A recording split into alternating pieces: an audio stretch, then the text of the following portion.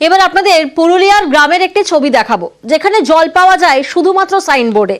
নল আছে, কিন্তু সেই নল থেকে জল পাওয়া যায় না, জল পাওয়া যায় সাইনবোর্ডে। পুরুলিয়ার লাগদা গ্রামে নেই সজল জলধারার জল, আর এখানে সাইনবোর্ড রয়েছে। সাইনবোর্ড দেখেই হয়তো আশা মেটান স্থানীয়রা। কি বলছেন স্থানীয়রা শোনাবো আপনাদের। ট্রায়ালেই আসছে, মানে পুরাপুরি আসে না। ওই যে বলছে এখন অনেক ঘরে কলে, কিছু কলে জল পড়ছে, কিছু নাই, ওই সারাসারি চলছে, ওইটাই জানি যে এখন সারাসারির কারণে জল পুরাপুরি আসে না। তো অনেক দিন থেকেই শুনছি যে আশেপাশে গ্রামে পাচ্ছি। প্রতিনিধি ইন্দ্রজিৎ মণ্ডল এই মুহূর্তে আমাদের সঙ্গে রয়েছেন। ইন্দ্রজিৎ, এখানেই তো প্রশ্ন উঠছে যে জনস্বাস্থ্য কারিগরি দপ্তরের ভূমিকা নিয়ে, কারণ বছর ভর, একদিন দুদিন নয়, বছর ভর যদি এই ছবিটাই চলে যে শুধুমাত্র জল থাকবে সাইনবোর্ডে, তাহলে তো প্রশ্ন উঠবেই।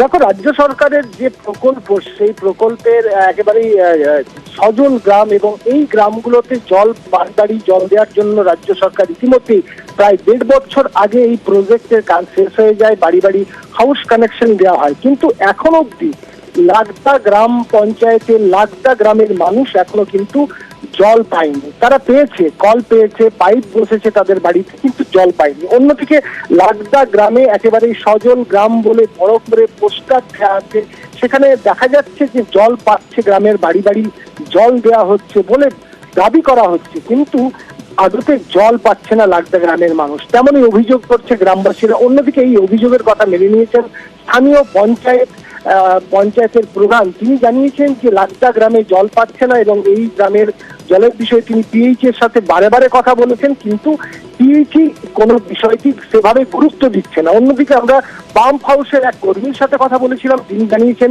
কিছু পাইপ লাইনে ত্রুটি রয়েছে, কিন্তু প্রশ্ন এখানেই যে 1.5 বছর হয়ে গেল পাইপ লাইনের এই ত্রুটি মেটাতে, যেখানে প্রজেক্টের জন্য কোটি কোটি টাকা খরচা করেছে রাজ্য সরকার গ্রামের মানুষ যাতে জল পায়, কিন্তু গ্রামের মানুষ বঞ্চিত হচ্ছে, জল পাচ্ছে না। শুধু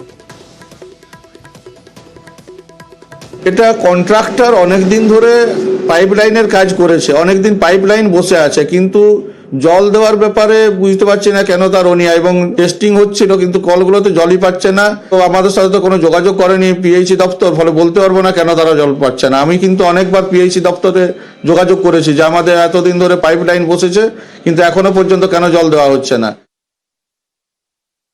সমস্যা লাইন ঠিক নেই, এই জন্য আর কি, মানে যে নতুন লাইনটা হয়েছে তো সেটা অনেক জায়গায় আছে, ত্রুটি আছে। হ্যাঁ, ত্রুটি আছে। সকালবেলা একটা তো আলাদা পুরোনো লাইনে জল দেওয়া হচ্ছে, কোনো জায়গায় লিক আছে, এরকম আর কি, রিপেয়ারিং চলছে।